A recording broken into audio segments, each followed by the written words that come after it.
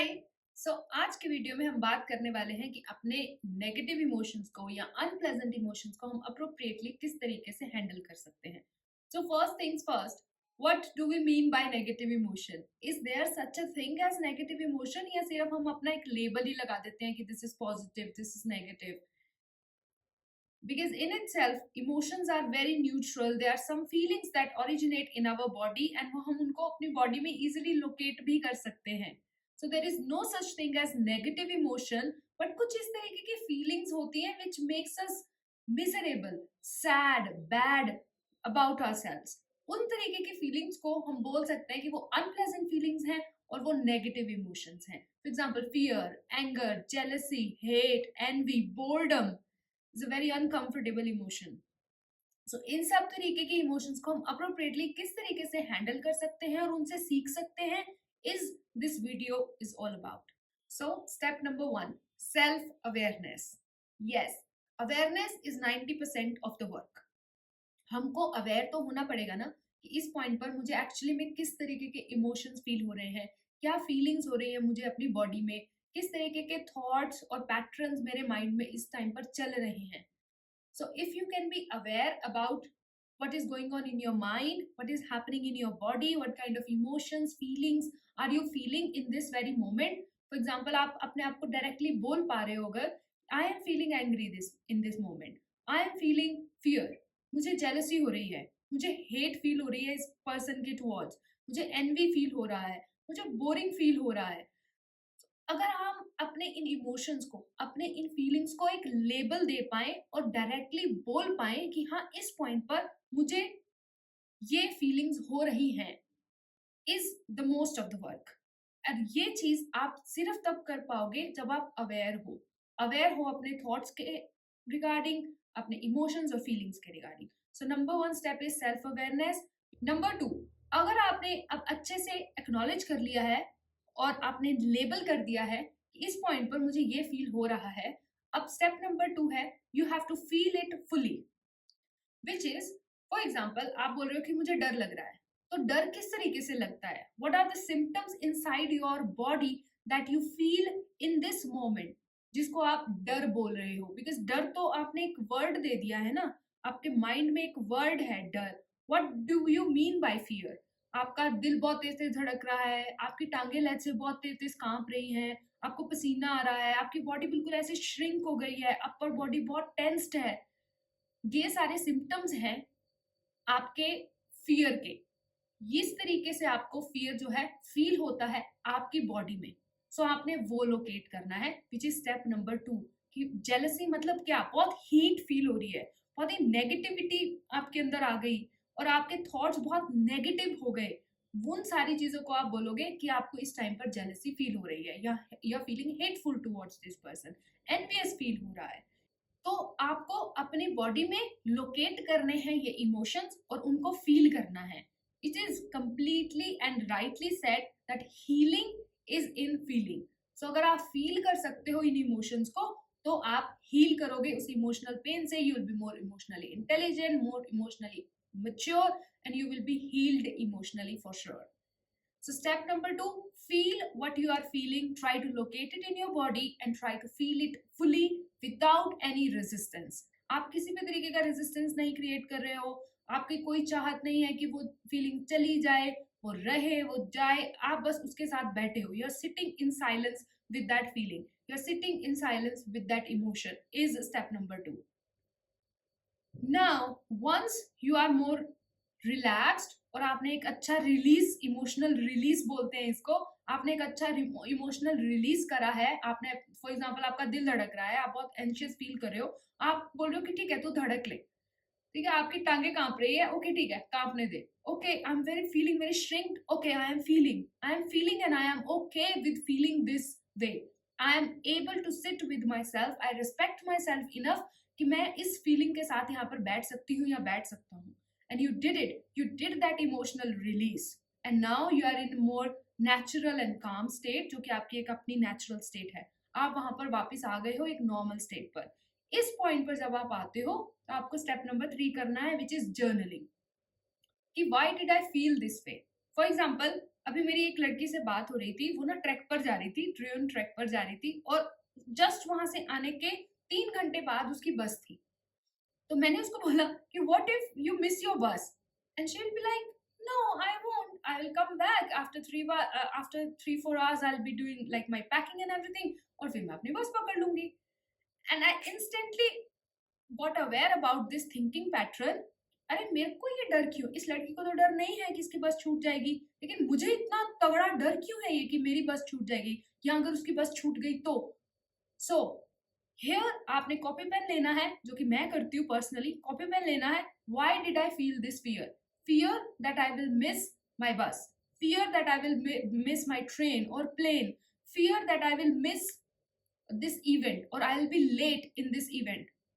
Why did I feel this fear? आपको पूछना है खुद से सबसे पहला, why did I feel this fear? अगर आपको आंसर आता है, for example since I have a lot of practice in doing this shadow work and this work, तो मेरे को तो आंसर मिल जाता है। फॉर एग्जाम्पल मेरे को डायरेक्टली आंसर मिल गया कि this is not my own fear, this is coming from my parents, and even not my parents, it is generation. मेरे जो ऊपर की जनरेशन हैं, लाइक मेरे दादा वगैरह और मेरे अंकल आंटी, इन सबको भी इस तरीके का फियर है। मेरे को याद है कि हमारी फैमिली, कोई भी शादी का इवेंट हो या कोई भी ऐसा इवेंट हो जहाँ पे हमें जाना है, हमारी फैमिली सबसे पहले पहुंचती है वहां पे। And I clearly remember an event जहाँ पे हम इतनी जल्दी पहुंच गए थे, हम 7-8 बजे वहां पे जाके पहुंच गए थे, और जिनका इवेंट था वो अभी घर पे रेडी भी नहीं हुए थे। So from there I concluded like some memories, कुछ इस तरीके की मेमोरीज कह रहे हैं, ये मेरा फियर नहीं है, ये मैंने लर्न करा है फियर, ये यहाँ तो मेरे पेरेंट्स से या जनरेशन से आ रहा है। लेकिन अगर आप इसको अच्छे से ऑब्जर्व करोगे तो I think this just not come from the generational conditioning, but ये एक इंडियन कंडीशनिंग है। मतलब हम इंडियंस बहुत ज्यादा इस चीज को लेके बहुत एंशियस होते हैं कि कहीं हमारी बस ना छूट जाए, कहीं हमारा इवेंट ना छूट जाए, कहीं हम लेट ना हो जाए। कहीं पर जाना होता है तो 2 दिन पहले ही पूरी तैयारी, और कहीं रात की फ्लाइट होगी तो दिन में ही हम लोग अपना पैकिंग करके पूरा रेडी हो जाएंगे कि इतना 7-8 घंटे का मार्जिन लेके तो चलना ही चलना है, that is bare minimum for us. So it was not my own fear. This was coming from the conditioning. So number 3, why did I feel this fear? It came from this conditioning. अगर यहाँ पे अब I just want to go a little deeper into this, अगर आपको why का answer नहीं मिलता, because if you are a beginner and you don't know how to get these answers ना, आपने why के आंसर्स नहीं मिलते, हम रूट कॉज तक नहीं पहुंच पाते, तो आप खुद को ये पूछ सकते हो कि when did the last time I feel the same fear? कि लास्ट टाइम मुझे ये फियर कहीं मेरे को कोई पर्सन याद है जिसने मुझे इस तरीके से फील कराया हो, इस तरीके का डर मुझे किसी पर्टिकुलर लोकेशन पर लगा हो, क्या ऐसा पॉसिबल है? Like who made me feel this way, वो डब्ल्यू हु आ गया।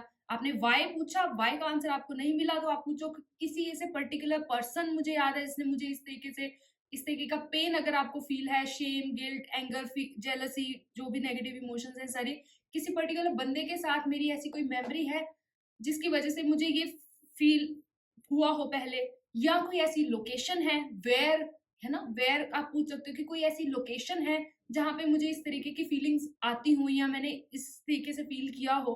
फोर्थ, आप अपने आप से पूछ सकते हो when did I feel this last time, when did I feel this first time? कहीं चाइल्डहुड से, कुछ टीनेज एज से कुछ आ रहा है, या एडल्टहुड का कुछ ऐसा एक्सपीरियंस है।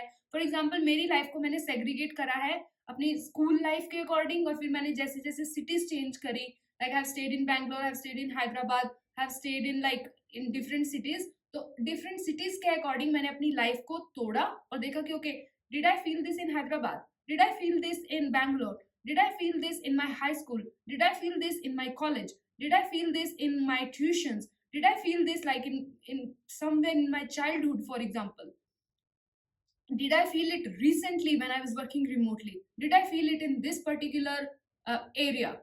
So इस तरीके से आप अपने आप को क्वेश्चन पूछ सकते हो, when did I feel this, where did I feel this, who made me feel this way? So जब आपके पास ये सारा डेटा होगा तो आप अपने why को बहुत easily locate कर पाओगे, why did you feel this way, तो आप अपने रूट कॉज तक बहुत इजीली पहुंच पाओगे। So once you know the root cause, we come to step number 4, which is कि हम बोलेंगे हमको इस तरीके से नहीं सोचना, ये तो फियर से आ रहा है, ये इस तरीके की कंडीशनिंग से आ रहा है, and now I can create my own thought, I can create my own thinking pattern. और how I choose to think in a new way, I can choose to think in a way कि I can be like 2-3 घंटे का gap ले सकते हैं and I will completely be able to catch my bus, plane, train. और अगर मैं थोड़ी लेट भी पहुंच जाऊंगी इवेंट पे तो it's not gonna create a big deal. हर कोई वहां पे मेरा वेट नहीं कर रहा कि मैं अब पहुंचूंगी तभी एक इवेंट स्टार्ट होगा। मतलब मोस्टली इवेंट्स इसी तरीके से होते हैं कि हमारे बिना भी स्टार्ट हो जाते हैं और खत्म भी हो जाते हैं। हम ही खुद को पता नहीं कि इतना इंपॉर्टेंट समझ लेते हैं कि हमारे बिना तो कुछ होगा ही नहीं, इस दुनिया हमारे बिना तो चल ही नहीं सकती। So you can think to create in new way. आप एक नया बिलीफ क्रिएट करो, that is your step number 4। Step number 5 which is the last step, आपको इमीडिएटली अगर कोई एक्शन ले सकते हो उस नए चोजन बिलीफ के अकॉर्डिंग तो ले लो। इससे पहले कि इमोशन थॉट इमोशन वाला लूप दोबारा से चल जाए, एक एक्शन ले लो। फॉर एग्जाम्पल, अगर आपको लगता है कि आप स्विम नहीं कर सकते, ठीक है, आपको पानी से बहुत डर लगता है, तो आपने बोला कि अच्छा मैं स्विम क्यों नहीं कर सकती, क्यों मेरे को ऐसा लग रहा है कि मेरे को पानी से डर लगता है ना, फियर है, कुछ तरीके का फियर है, तो वो आपको इस तरीके की कोई फीलिंग आ रही है कि आप नहीं स्विम कर सकते। इमीडिएटली जैसे ही आपने एक नया बिलीफ चूज करा कि नहीं I can swim, I can learn to swim, immediately आपको क्या करना है, एक एक्शन लेना है। You have to register yourself for swimming class. एक किड्स पूल में जाके, जहाँ पे आपको पहले किड्स पूल में जाके पूरी स्विमिंग विमिंग एक ट्रेनर के साथ, एक पर्सनल ट्रेनर के साथ आपको वो स्विमिंग सेशंस लेने हैं। तो आपने इमीडिएटली एक एक्शन लिया। तो जैसे ही आपने वो एक्शन लिया, अब आपने एक्शन ले लिया, पे कर दिया, ट्रेनर को पे कर दिया, आपने रजिस्टर कर दिया सब कुछ, तो आप अपने आप को फोर्स कर सकते हो कि okay let's just go and try. तो अब आप वहां पर जाओगे, किड्स पूल में जाके स्विमिंग करोगे, आपका पर्सनल ट्रेनर 24 घंटे जो भी है, 24 घंटे इन द सेंस की 1 घंटे की क्लास होती है, this is my personal experience I am sharing. तो 1 घंटा आप वहां पर जाओ, आपका पर्सनल ट्रेनर आपके साथ होगा, किड्स पूल है, कोई डूबने वूबने का आपको कोई डर नहीं है, डीप वाटर है नहीं।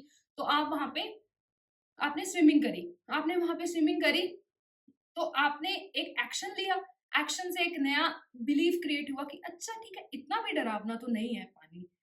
तो if I can do it in this level of water, तो हो सकता है मैं डीप वाटर में भी स्विम कर सकूं।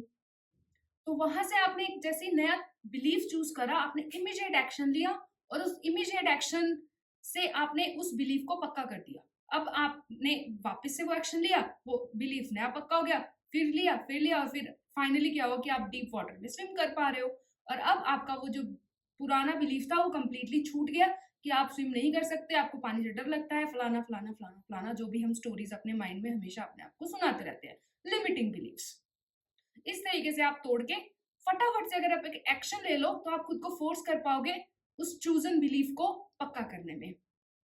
एक और एग्जांपल है, फॉर एग्जांपल मैं एक कैफे में बैठी थी यहाँ पे, तो I was sitting and in front of me एक कपल बैठा था, दे वर लाइक वेरी हैप्पी, और लड़का बहुत अच्छे से केयर कर रहा था, लड़की को खिला रहा था खाना वाना, और मतलब दे वर लुकिंग वेरी हैप्पी। और मेरे दिमाग में एक थॉट आया, अरे इनकी ना घर पे लड़ाई होती होगी। इंस्टेंटली आई वाज अवेयर कि मेरे दिमाग में ऐसा थॉट क्यों आया कि इनकी ना घर पे लड़ाई होती होगी। Why such negative thought, why people can't be actually happy when they show that they are happy, they can be actually happy in the relationship, they can be in an healthy relationship. हो सकता है ना, होता ही है, लोग अच्छे से healthy relationships में खुश होते हैं, ऐसा नहीं है कि अगर कोई शो कर रहा है तो उनकी घर पे कोई लड़ाई ही होती होगी। So instantly when I asked myself that why like this negative thought pattern, I was able to question, why did I do this? Why did I think in this way? Can I choose to think in a new way?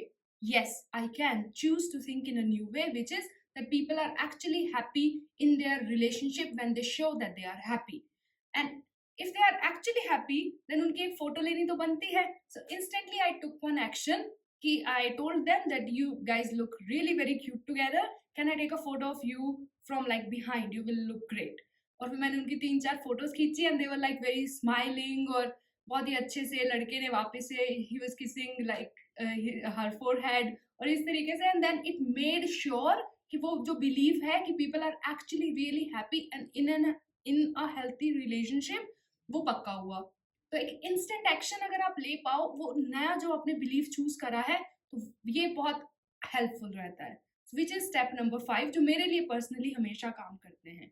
So that is all about the 5 steps जो कि मेरे personally बहुत काम करते हैं। इसी तरीके से मैं अपनी इमोशनल हीलिंग पर और इमोशनल मैच्योरिटी पर काम करती हूँ।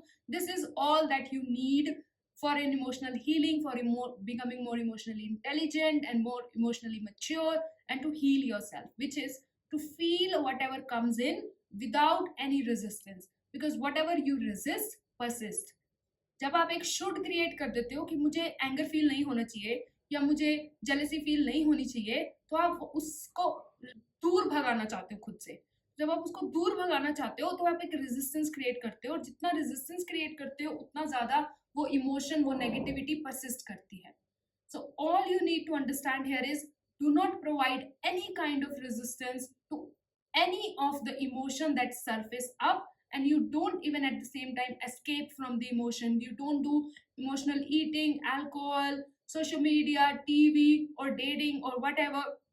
किसी भी तरीके से आप उसको escape नहीं करते.